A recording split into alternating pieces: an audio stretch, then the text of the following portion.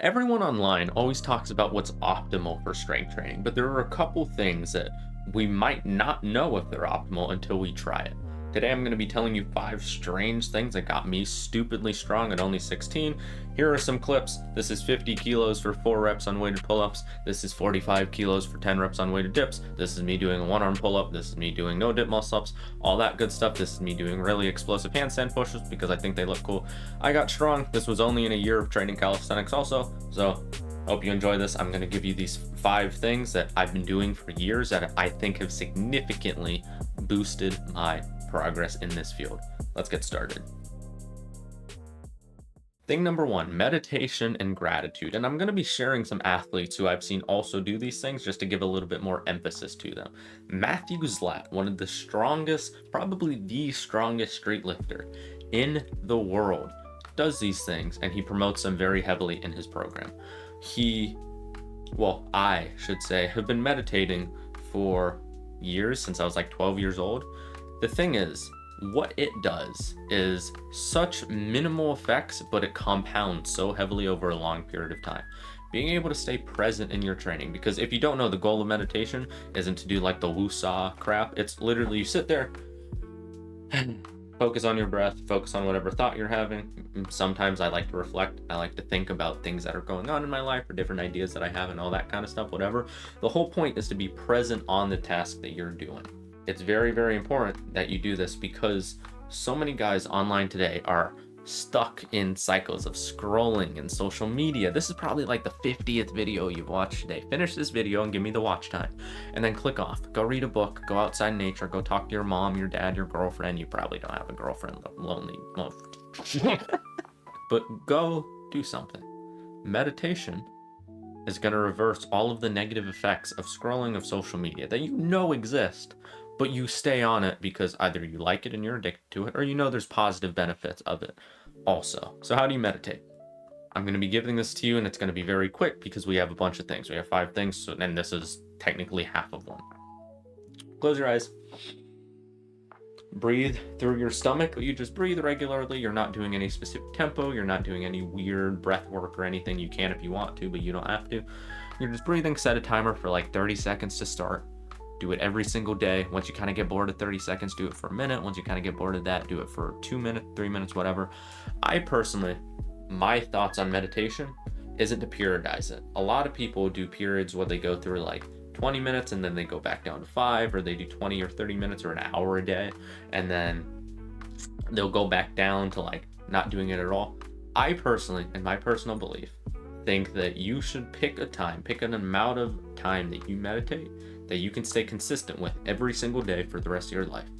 For me, I will always have 3 to 5 minutes in the morning to meditate. Even if I'm late or somewhere, I can take 3 minutes, meditate, and I'll be cool. I do it every morning. I do it sometimes throughout the day if I feel like I need it. It's something that you always feel good after doing. You always feel refreshed almost. It's not very mentally taxing. In fact, it's kind of the opposite. It kind of resets your mentality, because if you don't know, you have a sympathetic and parasympathetic nervous system, like kind of the wiring in your spinal cord that goes to the rest of your body. This activates your parasympathetic nervous system, which is a rest and digest part of your nervous system, which keeps you calm, keeps you relaxed, make sure you can digest food well, all of this kind of stuff. And it's super, super important to be doing just as a human in general. So it's something I recommend. On to gratitude. Again, same principle. Get a notebook, write down things you're grateful for. Write down an amount or a thing that you can be grateful for every single day of your life. For me, that's in between 3 and 10 things. Every morning when I wake up, this is my entire routine. I wake up. This is me waking up, walking to the fridge to go get coffee because I'm a coffee addict here. Coffee. I get my coffee. I go down to the bathroom, take a cold shower. I do it just to wake me up. Also, it feels kind of nice. Also, it's like that Sigma discipline type thing. You don't have to. I like it because it makes me harder or whatever. Next, I come in my room. I'll start Bible study. I have ChatGPT run a Bible study with me where like I bounce ideas off it and we go back and forth. Sometimes I'll meditate and do gratitude journaling before, which all super, super important, super, super high leverage things that you can be doing that don't take a ton of time, but are super beneficial long term. Next thing, when you do your gratitude, You're going to open up a notebook. You can do it on your computer if you want to, or on your phone. Just write down 3 to 10 things you're grateful for every single day, and your mind will be significantly more positive. You'll like your life more. Things will just happen to work out better in general. It's so crazy how amazing these things are. And I just want to emphasize, they take like 10 minutes at the high end. Like, it maybe will take me, well, I could think of 10 things I'm grateful for in like maybe 30 seconds. But it takes me a little bit longer to type it out. I type like 100 words a minute. I still think way faster than that. But it's so helpful because once you get good at it, you just generate nice thoughts. Like multiple times throughout the day, I'm just sat there thinking, oh, I'm grateful for this thing. Oh, this is so nice. Oh, I'm really happy about that. That's because of the journaling. It just makes you feel better as a person. When you feel better, you're able to train harder. That's what this video is about. It's weird things that allowed me to progress quickly. And the reason is I'm somebody that if I'm depressed, I can't do anything. I'm not one of those people who are like, I just grind out of it. I'm not one of those people who go through like a period of being depressed and I come back stronger. I come out weaker after being depressed. So my goal, my mission is to just not get into that state. And these are things that are super, super important for that. You need to be able to think positively. You need to be able to think good about things, not to the point and not in the way that if your life sucks, you're all happy about it, but in the way that your life sucks, but you can still see the good in things and you can still work towards getting out of the suck. Because I've had bad periods where I've had to really, really lock in. That's something that happens to everybody. That's something that I don't really need to discuss. You probably went through a period of that. You're probably going through a period of that, whatever. But being able to simply think 3 times a day, you know what? I like how sunny it is outside today. Looks nice. I like that it rained because the plants are hydrated. I like that it rained because I was supposed to go for a walk and I kind of coped and said I didn't, but like at least it gives me a kind of decent excuse. You can even use it as something against you. But try and be grateful for things. That's rule number 1. Meditate and gratitude. Second thing, either fasting before most trainings or eating very, very little. I've kind of shifted my opinion on this since I have scripted this. I personally think it's better to eat a little bit of carbs before your training. For bodybuilding, for powerlifting, you can kind of eat. You can get away with eating basically whatever, as long as it's like obviously fitting the principles of eating healthy carbs and proteins and trying to keep the fats to a minimal, all that kind of stuff. But with calisthenics specifically, it's kind of the opposite. You want to be eating not very much, if not nothing. There's been studies that have been conducted that they give kind of like a weird porridgey substance. Like imagine oatmeal. They give that to people before they have them resistance train. One group was very hungry before they trained. One had a piece of porridge that was filled with carbs and proteins and all that kind of stuff. I don't think they had proteins. I think it was just carbs because that fuels their glycogen stores. And then the other group had a separate thing of porridge that looked the exact same, was the exact same texture, all that kind of stuff, but they didn't put carbohydrates in it. These 2 groups performed the exact same. Group number 3 and group number 2, the ones who ate, even if it didn't have carbs in it, performed the same because your glycogen stores get filled very, very quickly and very, very easily. And unless your body's using them, then it doesn't use them. That sounds stupid to say, but that's exactly what it is. It doesn't use it. It doesn't use the energy you gave it till you use it. So if you're not resistance training, you're probably not going to need a ton of carbs.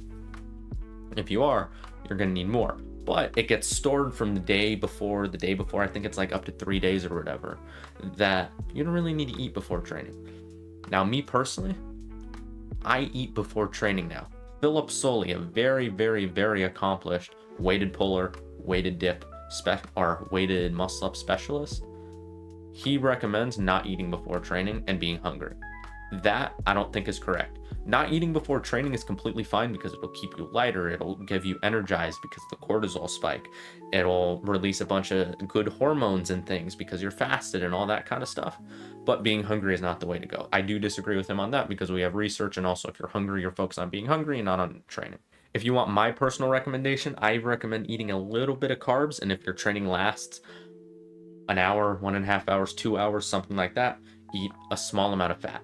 You don't need protein necessarily before a workout. If you're worried about optimizing for protein synthesis or whatever, eat casein before you go to bed the night before, because that's very slow digesting. So that's going to last up to 12 hours, I think, in some cases, that you're going to be getting the protein synthesis effects. And it's not going to be something like whey or egg protein or soy protein, where it is very quick and then it dissipates over time. Casein is very slow. So that's something you can have either in the morning in a shake if you prefer fasting. That kind of still applies to fasting, because you can have like coffee and all that kind of stuff and water, and you can have certain drinks or whatever and still be technically fasting.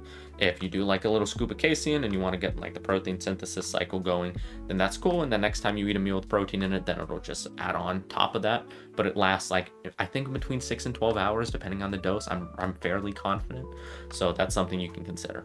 Thing number 3. These are all very, very healthy mental things. Most of them aren't related with training. Some of them are, but most of them aren't. Third thing, I'm off social media basically completely. My job is posting content, getting you to my free program, and then offering you coaching if you want it. That is my entire career at this point. I am not on social media.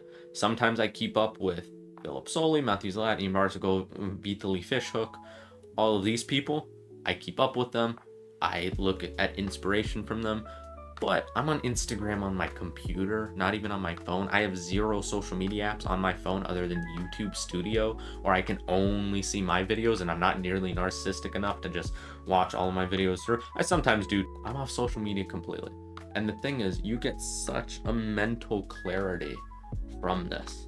You think in such a different light.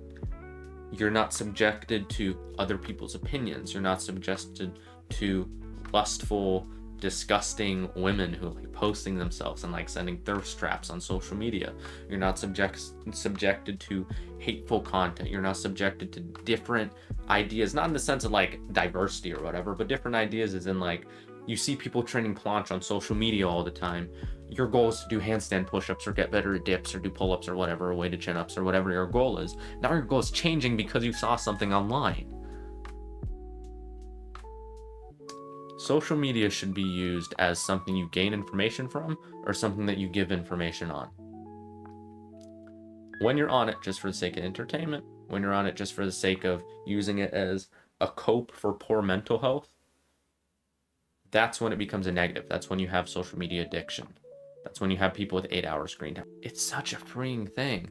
Like, can you imagine, just real quick, you go to the bathroom with your phone, you eat with your phone, you might even be watching this on your phone while eating food at the kitchen table or in your room. Could you imagine not doing that? The fear, it's like fear and anxiety from not doing that. These social media companies have you so good. And it's not their fault because you're choosing to do it. But you need to learn how to make the correct choice. You need to learn that these things are not needed, and you will have a better life if you don't do it.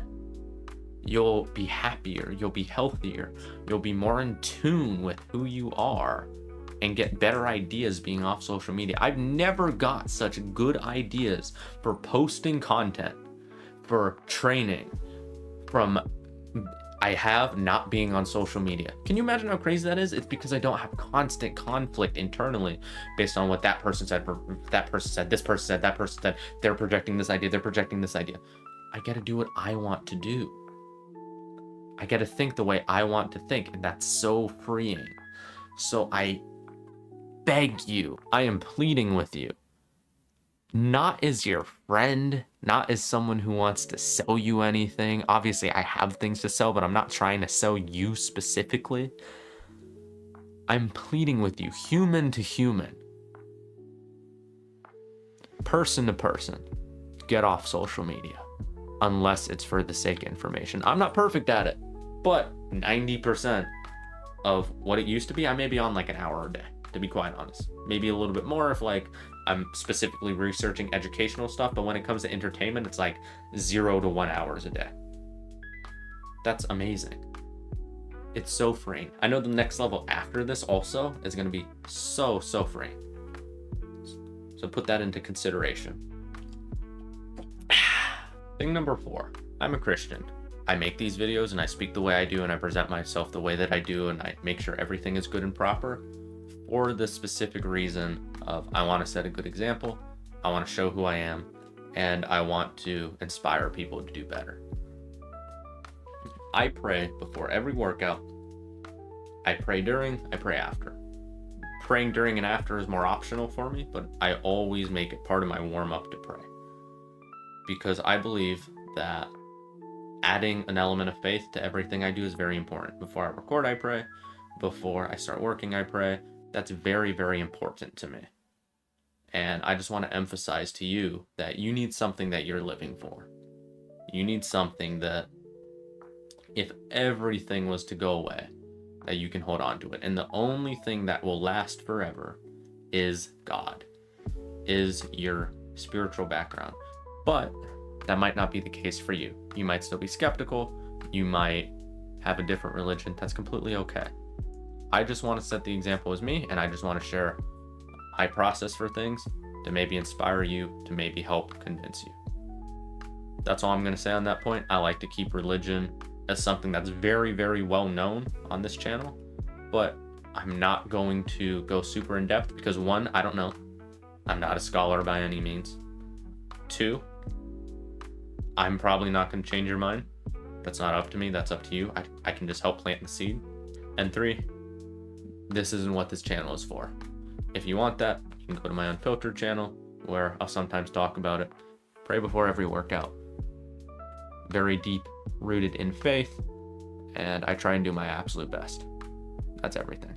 Thing number 5, I listen to no music when I train. This used to be because I had very heavy headphones. I had very big headphones. I'll show them to you right now. I used to have headphones. I do have headphones. They're right here. They're very big. They're very clunky. They cover my ears. If you don't know, your ears, your head, your hands, and your feet all give off the most heat. They release the most heat because they're the ends of your body. When you have something covering, it's really easy to get heat fatigue. And because I live in one of the hottest parts of the United States, because I work out in a garage with no air conditioning, I would get hot very quickly. So I stopped using these headphones and I stopped listening to music because it was just inconvenient to set up and it didn't really do anything for me if it wasn't blasting in my ears. I just stopped. But a side effect I've noticed from that is that it gives such clarity. It gives such mental focus to where your intensity and your intent and your strength isn't matched by the song that's playing. Can you imagine how girly that is? That, oh my god, I need to get the right song on before I PR, bro. You know how girly you sound? How much like a woman you sound? And you sound like a transgender. That's not an insult. I'm just saying that it's a very appropriate statement. You sound like somebody who needs that external validation. And that's 100% true. I'm sorry, that's just my opinion. If you're trans and don't kill me, that's just, it just works with the rest of the script, man. Calm down. You need that external validation. And not necessarily you need music to tell you good job, but you need something outside of yourself to say that this is what I need in order to succeed. Oh man, I forgot my headphones. I can't train as well. It's going to be a bad session, but I'm going to try and get through it. None of that. If you don't have it and you're not used to it, then you're going to be strong. Some of my most intense workouts have come without music. Something I would heavily recommend you to try for at least a few weeks. If you don't like it, you can go back. I switch back and forth sometimes. There's definitely going to be a period in my life where I use music again because I just enjoy it, and why not? Especially if like I'm training skills or whatever and I'm just like vibing by myself. Maybe I'm at like an actual gym instead of just my home gym. Why not? But that's something I recommend you try at least for a little bit. At least for a couple weeks, maybe a couple months tops. That has been absolutely everything. Just real quick, I want to offer you to join my free community. It's about calisthenics, and we have a bunch of people in there, and it's this cool thing, and people are active, and they talk about programming and all this kind of stuff, and you get access to me and like-minded guys. If you want to join, go ahead and join. It's completely free. Just I ask you if you are going to join to be active in it, to talk to people, whatever. I have free programs, all that kind of stuff, and it's just I try and make it as valuable as possible, like I do these videos. That's everything. My name has been Brandon. Keep doing the best and doing your best. Subscribe to me if you're not a nerd, or if you are a nerd, subscribe to me twice on 2 accounts, because this type of stuff is top tier. Get me to 1K subs. After 1K subs, I have a very big surprise. Thank you for everything. Signing off. Yeah.